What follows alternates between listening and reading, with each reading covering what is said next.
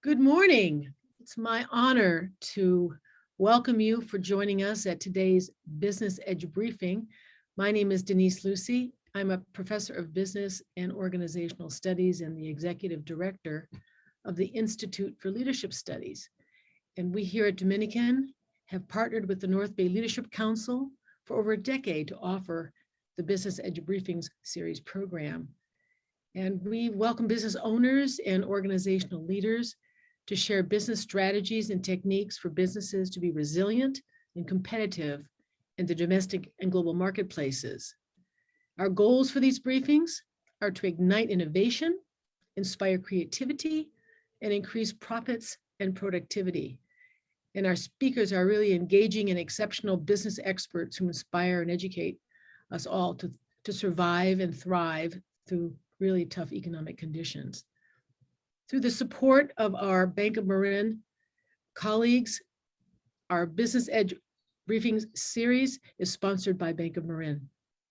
For 30 years, Bank of Marin has been a leading business and community bank in Northern California, growing assets through local relationships, building, and 4 strategic acquisitions. Today, Bank of Marin operates in 10 counties with 31 branches across the Bay Area, also Greater Sacramento and Amador County. Thank you so much, Bank of Marin, for being by our side all these years.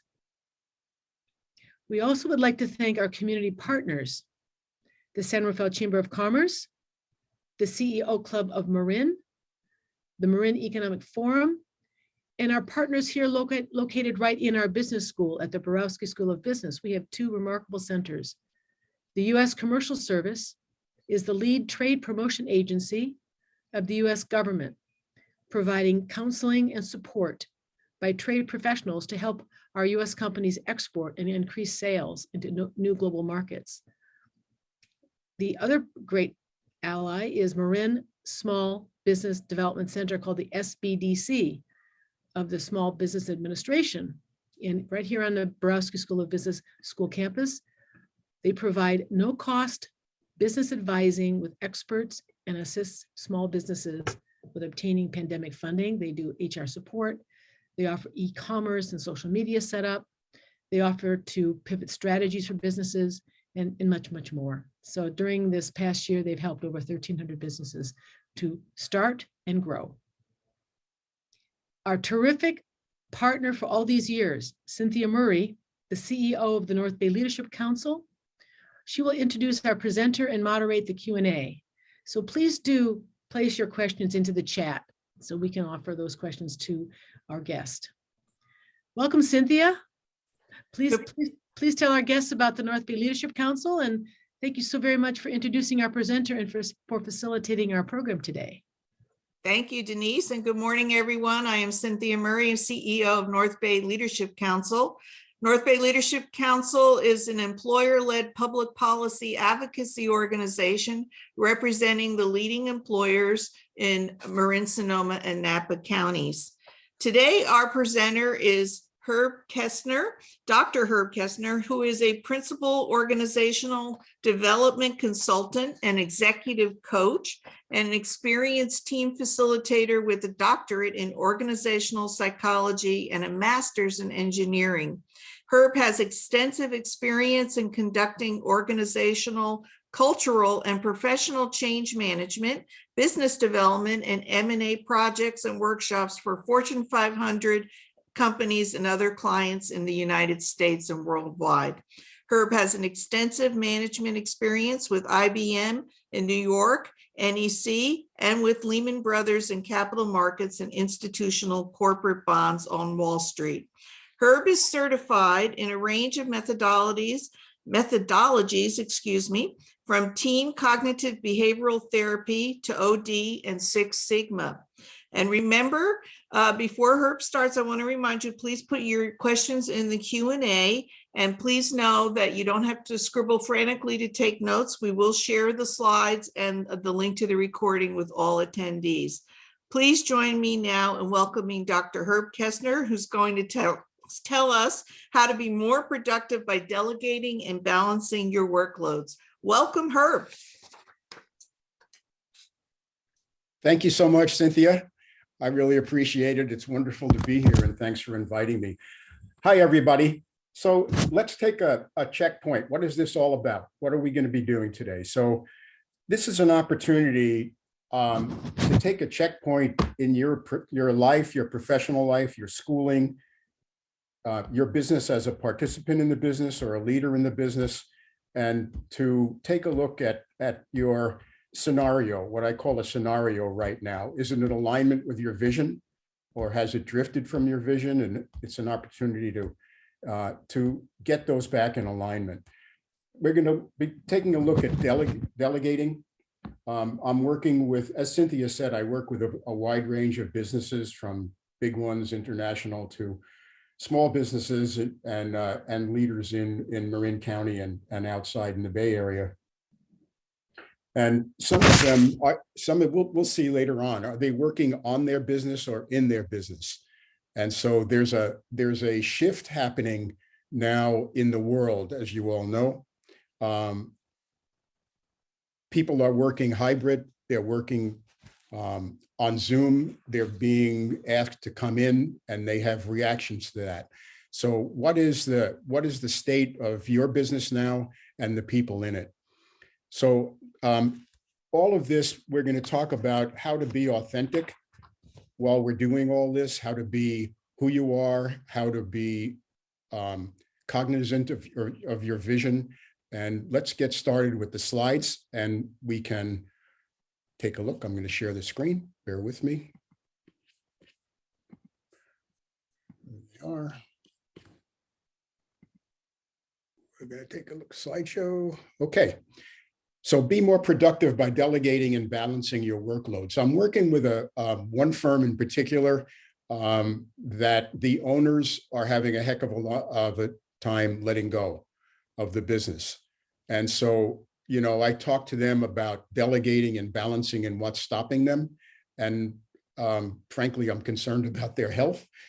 Their time is really crunched. And so we're playing with that. So let's move on. And again, any questions you might have about your balance. By the way, we're going to have 2 exercises during this presentation and 1 poll and we'll see. So during the exercises, I'll be quiet. I may have a few things to say, but it'll give you a chance to do these exercises. So at this point, what is your scenario?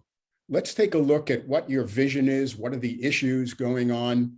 And these underneath, these are ways of taking a look at your scenario, what I call a scenario. What's up? What's up right now? There's a lot of changes going on, and how can you take advantage of the changes? So first of all, what are the opportunities? What are the opportunities that you missed? Are you dealing with woulda, shoulda, coulda?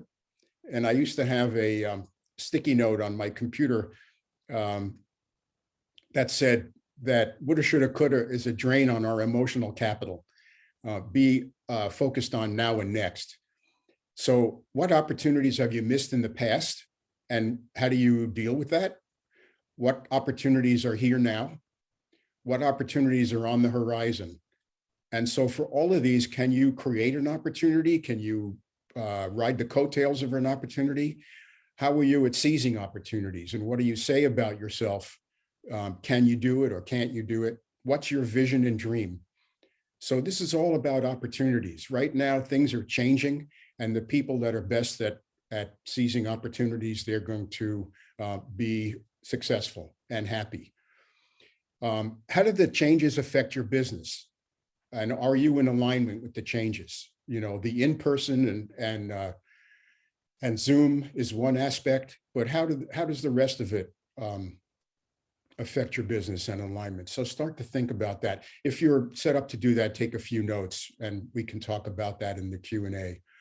The third thing is, are you working in the business or on the business? I have a client now that I'm working with, that it's a family business where the owner, it's definitely time for them to let go, and they're having a heck of a time doing that because they can do it better and all that good stuff. So it's time to let go, lead, and grow. So shifting from in the business to on the business. And a lot of that is trust issues with people that work for you. You and your people, how is your communication and overall productivity? What is that like? Positive mindset. How are the communication? Is there open communication? Is there trust? Is there two-way communication? How are people feeling about it? I think I mentioned earlier, before the slideshow started, that I'm doing more and more work in emotional intelligence. I used to do mostly OD work and structure and systems. Now I'm dealing more with culture and emotional intelligence. So take a look at all that. There's a number of, William Bridges was in the Bay Area. He passed away. His wife is carrying it on. Wrote a great book on change. How about your clients and your customers? Are you creating and selling your brand? So, I read a little short statement about that said the product is a souvenir of the buying process. So are you selling your brand? So when I buy a new phone, I bought Apple. And so I'm buying into the Apple brand. There's a lot of trust there. And so it turned out it was an iPhone, but basically it's an Apple brand. So people do that. They have generated an ecosphere. And so people buy Apple. Actively changing marketplace demographics. We talk with the wine industry up in Sonoma County, and their demographics are changing rapidly and radically. People are buying different kinds of wine, different prices, and you name it. So are you rethinking to meet the changes in your demographics? Who are they? Or who will they be if you're starting a new business? Then your business process. Have you done a business process map? What we call a process map. You can look it up. By the way, a lot of the tools I talk about are from Six Sigma. Cynthia mentioned that. It's it's a system that I worked with in OD for many, many years, and they have a lot of tools and decision making and risk analysis and that sort of thing. So if you get a chance, take a look at Six Sigma. It's great stuff. So what is your business process like? Is it smooth or not? When the phone call comes in, does it get handed off to the people that make the product, or, and then how do the salespeople communicate with the production people and the technical people? Is that all in? How about your stakeholders? So outside the company, you have stakeholders. It could be everybody from the tax people to owners, investors, people that you have a relationship with. What is your business process like? And are the investors all engaged? Are you selling them on the brand? The structure and culture of your business. Have you looked at it lately? What does it look like? What is the culture? There's I work with a group called Denison Culture Survey. Denison with one N, take a look. They do a great job on culture snapshots. And what does that look like? How is your business doing? Customer facing, internal facing? Is there trust? Do people feel that you're communicating your vision and you're giving them an opportunity? There's a big, as we know, there's a big shift in people leaving businesses, and a lot of that has to do with they're not getting what they need from the culture. It might have nothing to do with the job. Then the last thing I have here are resources, risks, and roadblocks. Have you done a risk analysis on these? What could happen? And then how do you mitigate that? There's a risk analysis tool that I'm not going to go into in 30 minutes. We're going to be doing a day-long, at least, workshop in 30 minutes. There's a risk analysis called a failure mode and effects analysis. It's Six Sigma. It gives people a chance to look at what could happen and what is the probability. And if it does happen, what is the severity of it? You multiply probability times severity, and it tells you where to look. So let's take a quick exercise here, and I'll keep quiet while you do this, and identify 3 opportunities current or on the horizon. Make a couple of notes. This could be personal. It could be professional. It could be on your business. What are the 3 opportunities for you on the horizon? And remember, balance, mindset, and empowerment are really key to all of this. We're going to talk a lot about that. One of the things I do, I've been practicing Tai Chi Chuan for years, and it gives me balance even if my mind is somewhere else. my body will get balanced. So remember, balance, mindset, and empowerment. So take an opportunity now for a couple of minutes and identify 3 opportunities that are current or on the horizon that you can take advantage of.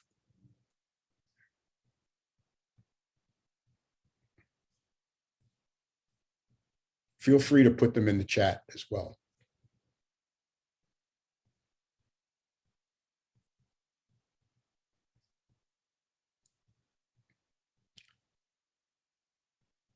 If you think it can't be done, put it down anyway, because that's just your mind.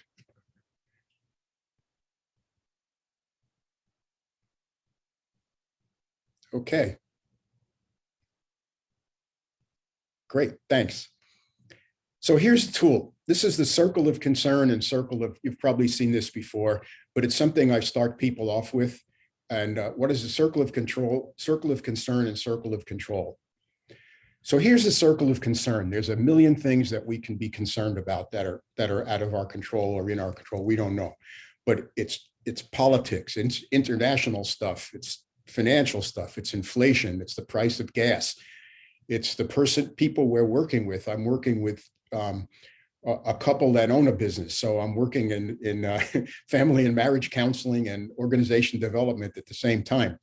And so, what are your concerns? What are those? And you'll get this after, you'll get a blank version of this afterwards, so you'll be able to take advantage of it. But what is your circle of concern? If we focus on concern, if we just focused on concern, we're going to get overwhelmed. And what you're going to get is a faceplant from Mr. Picard over here. And that's the way we're going to be feeling. Everything's going to happen in parallel. It's too much. If we start to focus on control of the concern, what is the percentage that you can control and what are those elements? So you're still concerned about them, but what can you control? And if you focus on control, you're going to get smooth sailing into the distance, into the horizon, with a lot of money and satisfaction and love and feedback. So what is that? So start to take notes, and you'll be getting a copy of this as well. What of your concern, what can you control? Write those down, bullets. What is your energy bandwidth like? What can you handle right now? Our energy, I know, speaking personally, I have 3 or 4 things that are cooking right now, and I have to handle them in parallel all at the same time. And I'm juggling. So what is my bandwidth like? How do I get it back? I have to remember to breathe. Where do we spend our time? Do we spend our time productively or not productively? Avoiding things or not avoiding things? Where do we spend our time? These are questions. This is an opportunity to choose how and where we focus. So take this as an opportunity to take a look at where your focus is. So here's on a checkpoint. So we're going to do a little poll now. On a scale of 1 to 10, how is your current balance? So choose it. Is it business, personal, employees, finances, relationships? How's your balance going? Are you in balance, out of balance? If you're a student, graduate student, undergraduate student, how does that look? Take a minute and fill that out, and we'll take a look at it.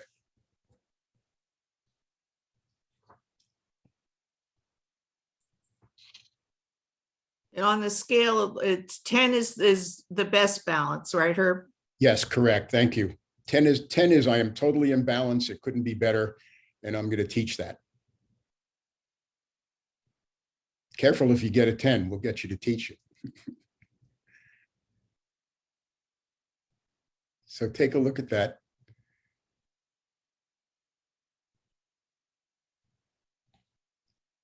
Jessica, let me know when we can show the scores. Okay, here's what we got so far. 3, 4, 7, 8, 10. So we have, I think, 10 people showing not bad. Oh, here we go. So 7, we have 30% or 7, 10% 6, 30% 5, going down to 10% on 4 and 20% on 3. So it's a fairly good distribution. No one is up from 8, 9, and 10, and there are no ones and twos. So it's a pretty good bell-shaped curve with a couple of peaks at 5, 7. So it's medium. So people don't really know how the balance is, but I appreciate your taking a look at it. Thank you very much. Okay. Moving on. Here we go. So delegating workloads. Why is it important to delegate? So here's the things. It empowers your team. It makes people feel that you care about their professional development and you do the professional development with them, and it engenders a sense of trust. And also it creates the ability to grow the business. If you're a solopreneur and you own a business, it's really hard to grow it without you putting in 30 hours a day. Why managers and owners fail to delegate. And I keep getting this proof time after time when I deal with people. They think they can do it better because they're the founders, they're nervous of letting go, and it'll, quote, take longer than if I do it myself. So they wind up doing it. And feel like it's not just passing off work. And the worst thing you can do is allocate a task to somebody that works for you and then take it back because it makes them feel terrible. How to determine when delegation is appropriate. So you're moving to a leadership role, you want to grow the business, there's new opportunities. So here's that word again, new areas and opportunities. And then how do you delegate effectively? You delegate both responsibility and authority. You communicate and provide training. So you have to make sure they can do it.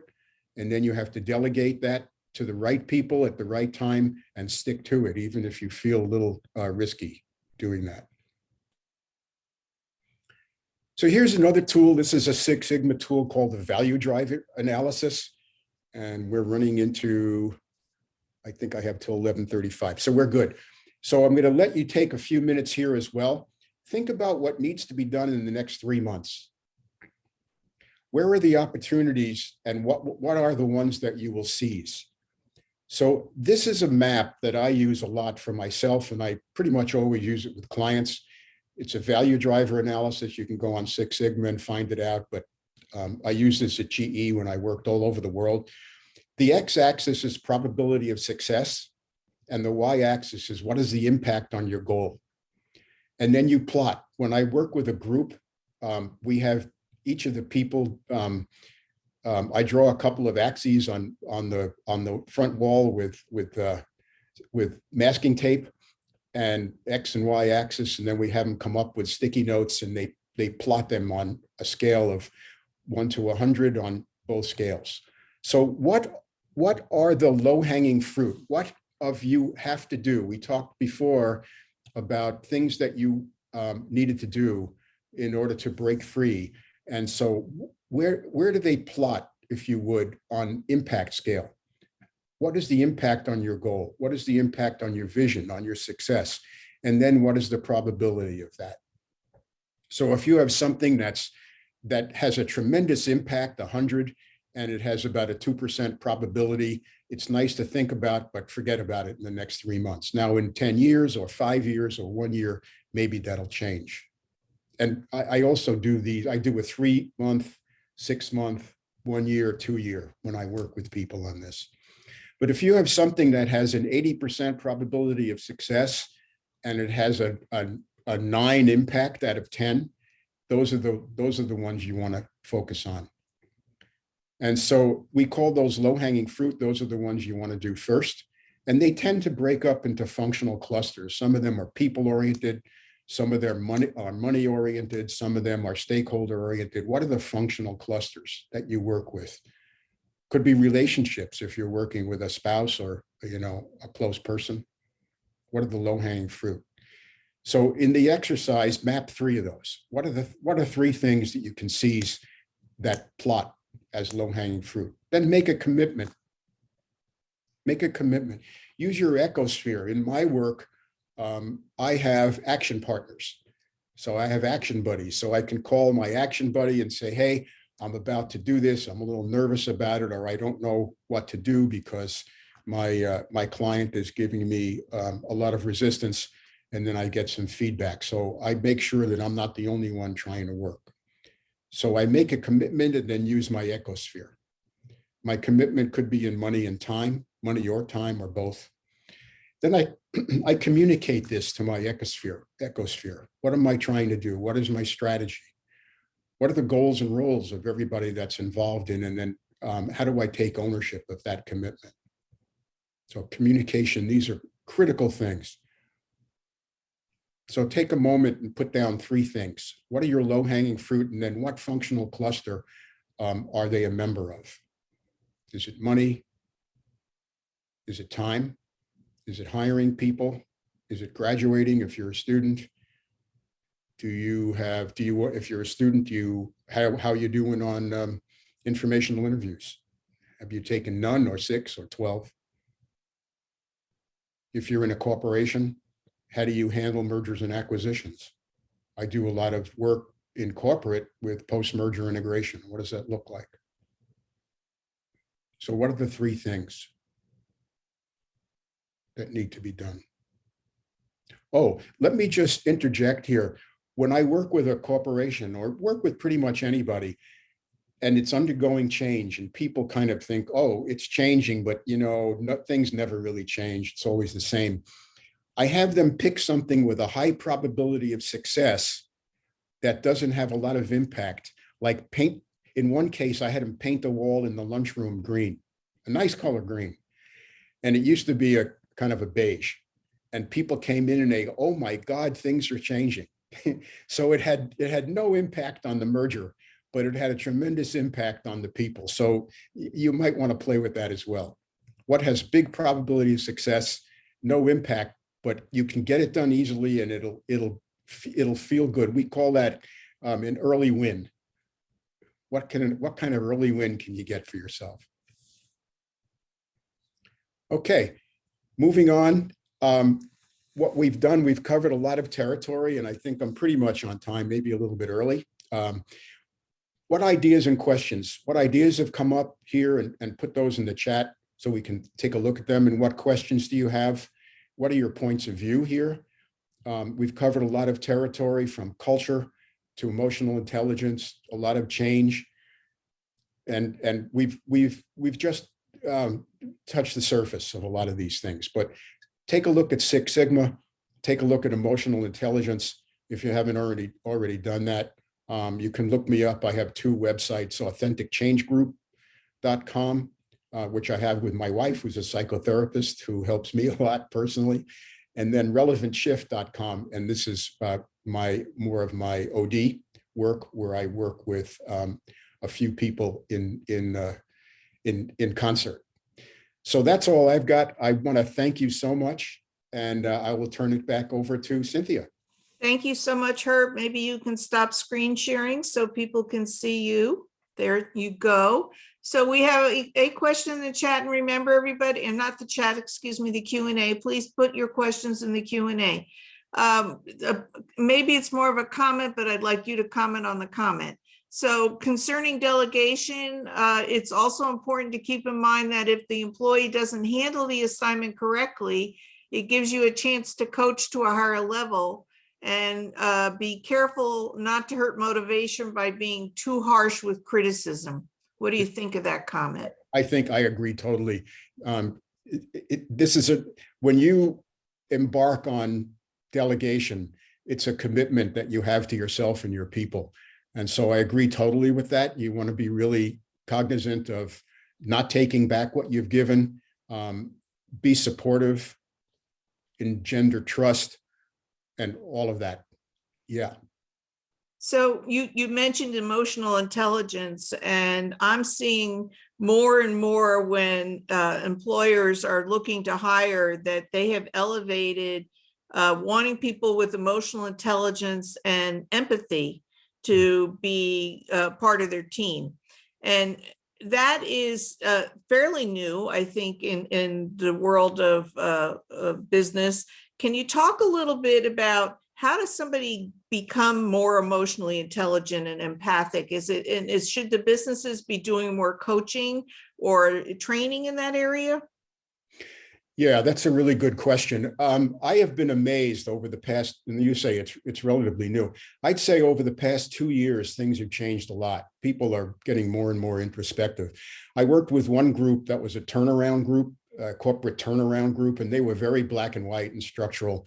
And I got on an international call a few months ago, and they were talking about culture and emotional intelligence. And I was like, these guys, oh my God.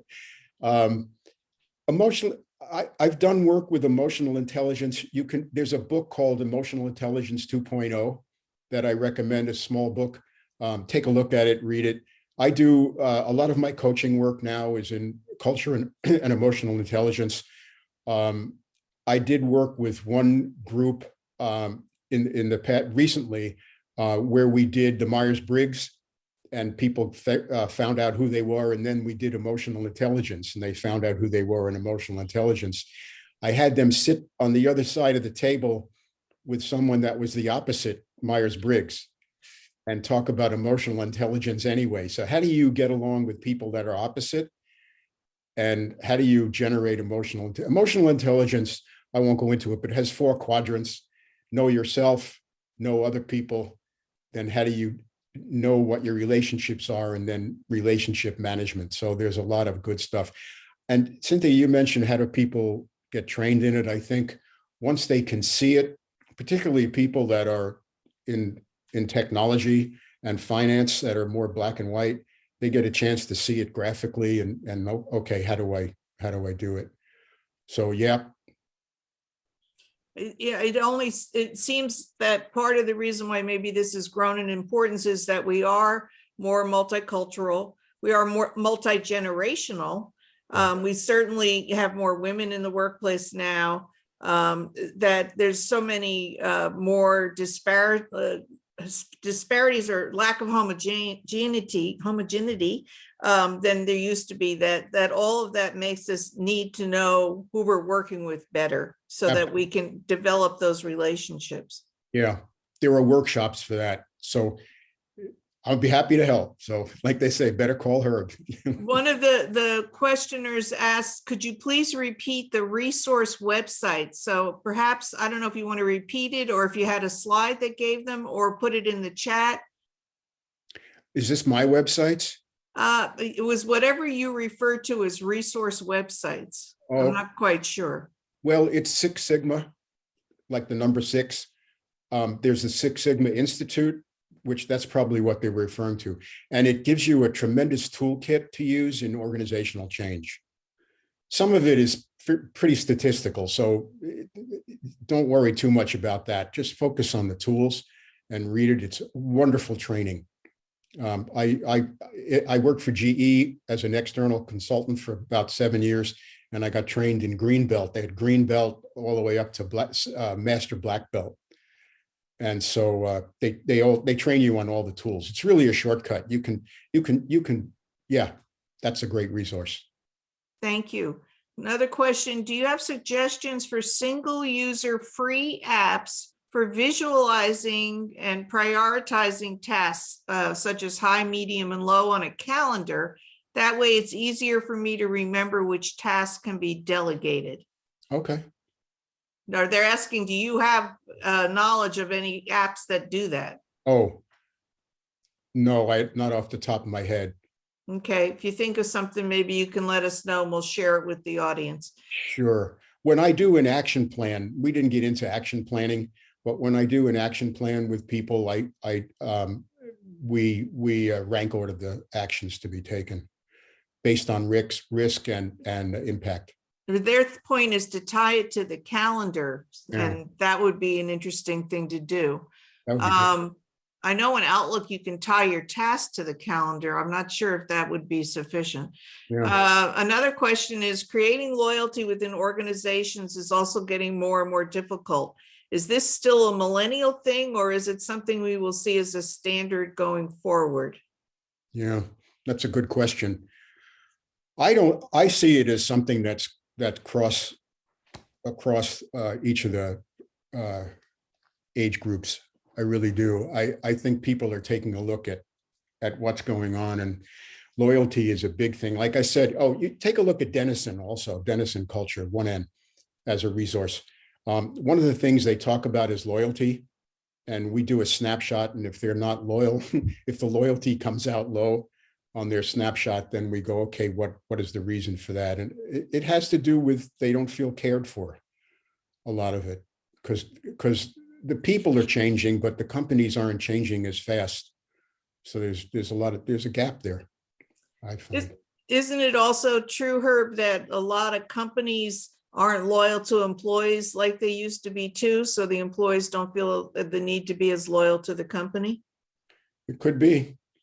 It used to be you'd stay with a company 30 years, the company, expected you to be there, but now they lay people off, or, things happen. And so you don't have that security that you have a job for life like you used to. Yeah, it works both ways. Yeah. That's why I think it's important for companies to look at their culture. I dealt as when I did outplacement back years ago, one of the companies I worked with had sent employees an email out that said you had been declared surplus. So I went in and worked with them on their verbiage. It's, doing anything like by email or tweet or text is in a personnel matter is pretty cold. Yeah. Elaine would she clarify what she's looking for is your website address? Oh, my website is it's authenticchangegroup.com is one of them, and relevantshift.com. Thank you. Yeah. What is one nugget that you've learned that you can share about delegating as a leader when you don't have title authority? That was a hard question if you want me to repeat it. Yeah, I'm assuming you mean when you don't have the ability to bestow a title. No, I think what they're meaning is that you're a leader, but you don't have that title. So maybe, you're like a team leader, but you're not the manager. What can you do about delegating it when you're not really the one who should be maybe or given authority to delegate? Yeah, that's a good question. I'm guessing question. That's what it means. Yep, that's a really good question. You're in between. You're I don't want to use the word caught, but there's an opportunity, risk and opportunity here where you're in between your manager and the person that you're, I guess, mentoring maybe. And I've done that. And your job is to mentor them and work with your leader to make it okay with them. Yeah, because once again, you don't want to say, hey, I would love for you to get involved in this to your person, and then have the leader say, hey, no, they can't do that. I'm going to put a stop to that. So you're working with both ends. It's an opportunity. I mean, it's leadership development for you. So I would do that, but let them know, let your manager know that that's what you're doing, and use a benefit statement. So as Cynthia said, I was in sales for a number of years. So people don't buy the product, they buy the benefit of the product. What's the benefit to your leader? And what's the benefit to the organization of them taking on a new task? I also like to frame it that you're solving a problem, and that going in there with not only identifying the problem, but the solution is always a good way to speak to your manager. Oh, sure. Absolutely. Remember, feature, advantage, benefit. What's the feature of what you're selling? What's the advantage of it in general? And then what is the benefit to the person you're talking to? Because they're buying the benefit. So one of the key things that I've seen that really determines productivity is engagement. Mm-hmm. And you talked a little bit about that, but maybe you can go into a little bit more. Engagement is I think even more challenging when you have some people working remote, maybe some in the office, maybe, you just don't have the same ability to sort of, a manager who walks around can sort of see who's doing what and the level of engagement. When they're working remotely, that's not as easy. I mean, certainly you can see the KPIs being done, but what do you do, one, to measure engagement, which will help you predict productivity, but two, deal with people who maybe aren't engaged and maybe are on burnout or having mental health issues, or perhaps working remotely, they've got too many distractions or something like that. We're in a new world now, so I'm imagining that there's some different things that people have to do to make sure people are in a position to be able to be productive. Yeah. I mean, this is a great topic. I don't have answers for all of it. What I can say is, as part of the culture, if you look at Denison, there's a big wheel called, they call it a circumplex, with pie slices of different elements in the culture, and one of them is engagement and trust. And so if that falls short, so that's evidence. So how do you measure that? So there is a cultural assessment, a number of good ones, Denison being one of them, that will measure that. So that's evidence of that. Now, once you have evidence of that, and the company is committed to fixing it, so there's evidence, then the commitment on the part of the company on fixing the culture and enriching the culture. And then if it falls short, how do you get an action plan to do that? So as a consultant, I go in and help them with that, or you folks that are listening and watching can go in and do that. And then it may take individual coaching. I've worked with some people that were able to come up to speed in terms of engagement, and some people that just weren't there. And so, we had to give them a package. So I can't say it always comes up rosy, but this is a time to address that. I think it's just really a great issue. So one of the things that I keep hearing about is the need for boundaries. And this again comes up, especially if you're working hybrid, Yeah. or just a regular employee where perhaps, you get emails after hours and, you're supposed to respond to those emails at 9 o'clock at night or worse, or weekends, those kinds of things. Do you have any sense on, is there a connection to setting boundaries and perhaps increasing productivity?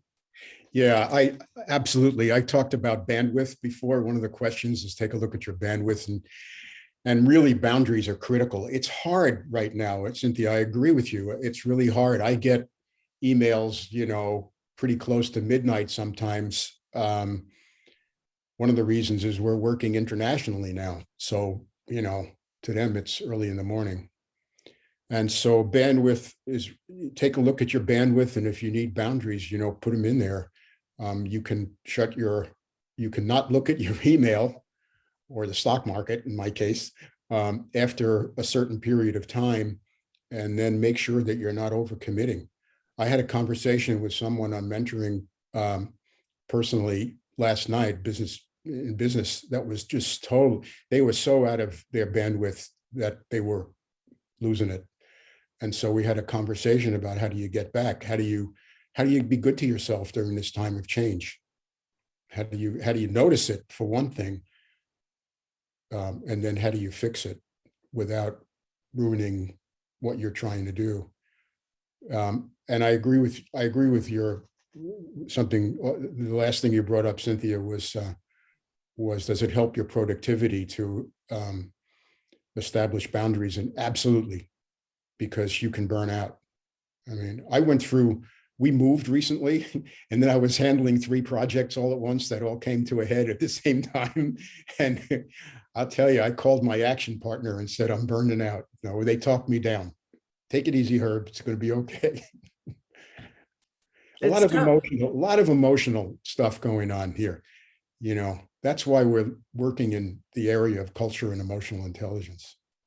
But that on the boundaries, it's both the employee sets boundaries, but the employer should also respect those boundaries and not send emails at 9 o'clock at night and expect a response and those kinds of things. So I think that's a reason why employees burn out, that the employer doesn't respect the boundaries, and that causes them to, be part of the Great Resignation and move to a company that's going to treat them better.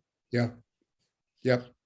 Part of the culture. Another thing that people say, is to limit, like when you respond to emails, like take an hour in the morning, don't do it all day throughout the day and interrupt your work, because all those interruptions tend to decrease productivity. Do you have thoughts on systems for that? Yeah, well, sometimes I put a message up on my email and say I'll be back as soon as I can. I take a few days off once in a while, but yeah, I don't respond to emails. I figure I'll get back in the morning, to them. They're not gonna, yeah. I don't respond to emails after a certain time. But having said that, if we're working on a project and the due date is tomorrow, I'm going to answer it. So I don't have a system, except it's an internal system. And you have to watch your burnout. We're all overcommitted right now. And even if we're not, all the changes are emotionally impacting us to such a degree that we feel overcommitted. And another thing is the scheduling breaks into your day, so that you're not sitting in front of the screen for 8 hours. You're getting up, you're walking around, maybe go outside, take a walk, enjoy nature a little bit. Do you think those things help productivity? Absolutely. Take a look, take care of your body. I think it's really important to breathe. I can do, 2 minutes of Tai Chi and it'll take me right back into my body. So be in your body. I think, yeah, Cynthia, take a walk, get out, take a walk. If you have a gym membership, go use it. I have a membership that frankly, I haven't used as much as I should. So I promised myself after today, I'm going to go back and do that. Yeah, I take breaks during the day. And you mentioned taking some time off. I know some people are guilty that they don't take the vacation time. And, that it's really, I believe it's really important that you do that and come back, refreshed. And again, is that how you're seeing it too? Yeah, absolutely. Make sure you have an agreement with your leaders or your people or both, and then take it. And you can structure things so that they're not due while you're away. And if they do, have a second in command or a partner that can take it over if it comes in. Yeah, we were in Hawaii once and I had something come in and like, man, I don't want to see this. And then so I had someone that could do it. Absolutely. So another part of productivity is making people feel valued and that that they belong, that their work is contributing to the mission of the organization. And so that's a little bit harder, I hear, when not all in the same room at the same time. So all that ability to still connect with people, when you don't have the water cooler to gather around. Have you got any ideas on how to improve that, or how to continue to make people feel like that the team is together? Yeah, I think it's a really good question. There's, first of all, you need trust and honest communication, and that's cultural. So I think as a leader, one of the things in this environment in particular, you're taking on as a commitment is engendering trust and having your people feel cared about, and having it not be a fiction but be true. And so that's one of the things that when I do leadership development, we look at, and the culture snapshot can show us that's an interfacing cultural aspect about your people. It's so critical right now, because remember, your people are the brand. When I was at GE, this is a while ago under Jack Welch. I don't know how it is now, but we all felt cared for. If I needed something, they'd send me to a class, and if I needed help, they would get that. So I think it's just super important to do that.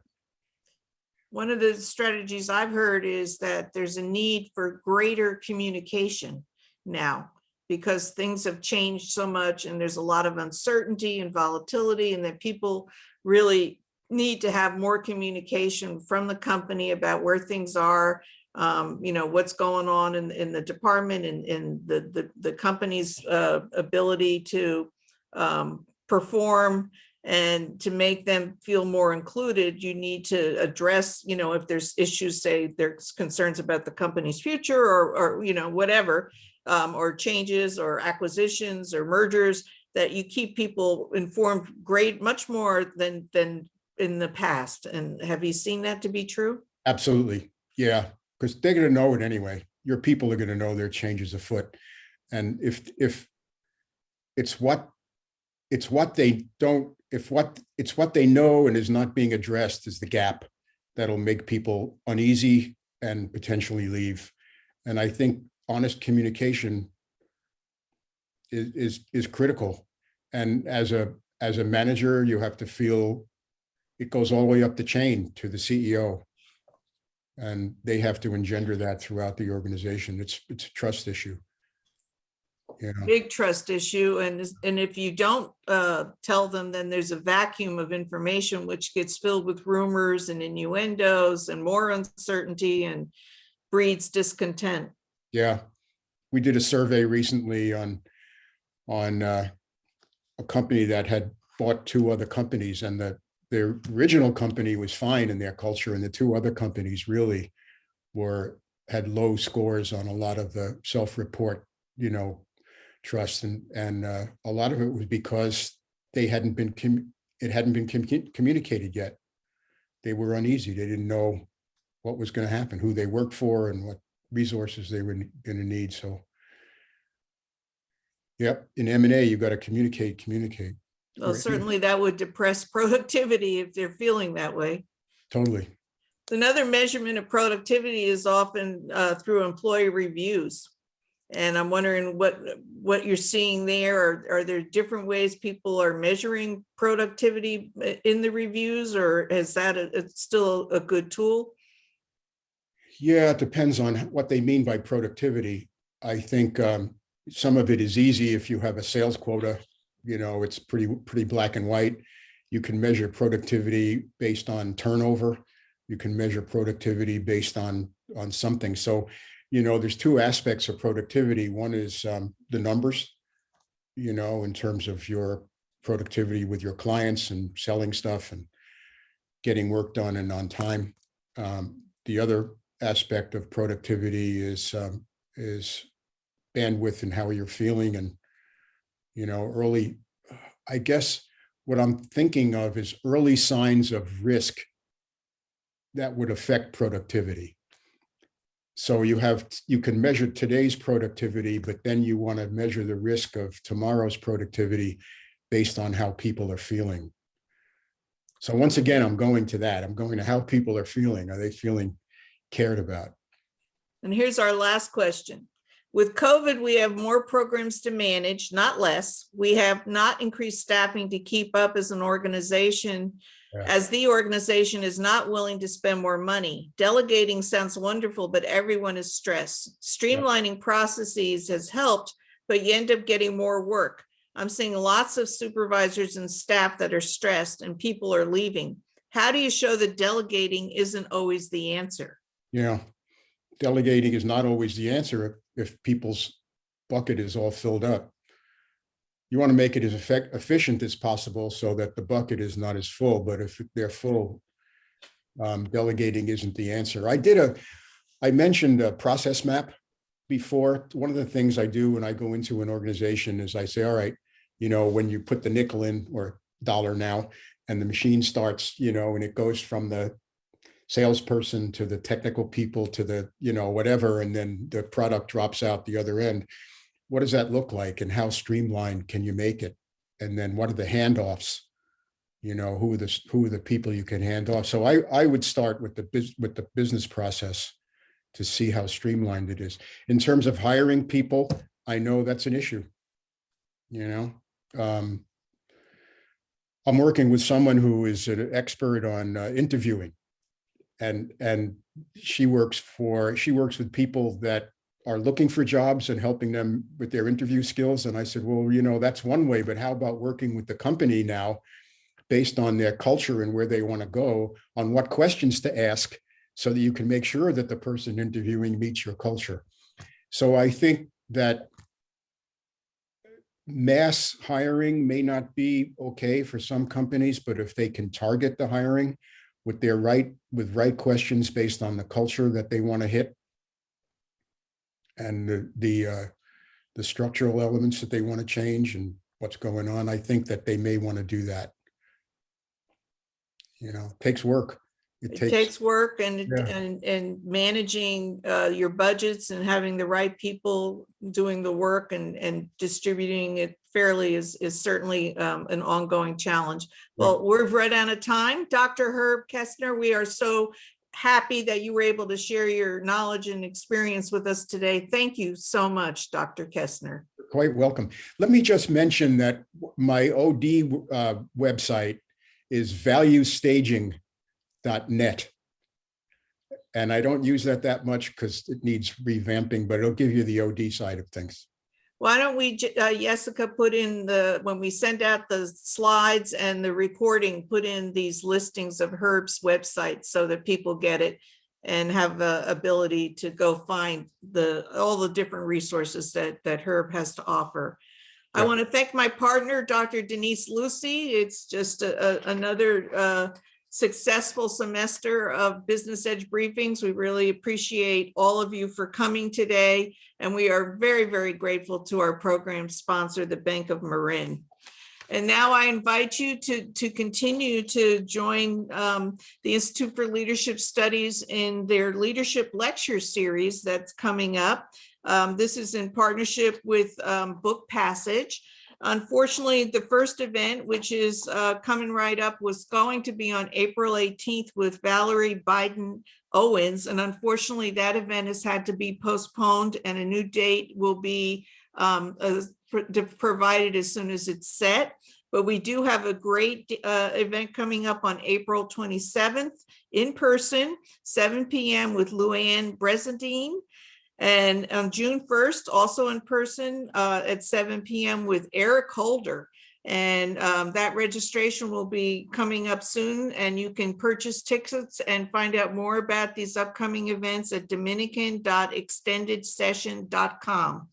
Again, thank you all for joining us today. We are hopeful that you got a lot out of this, and it will help make your day better and your workplace more productive and engaging. And we look forward to seeing you again next semester. Thank you so much for being here.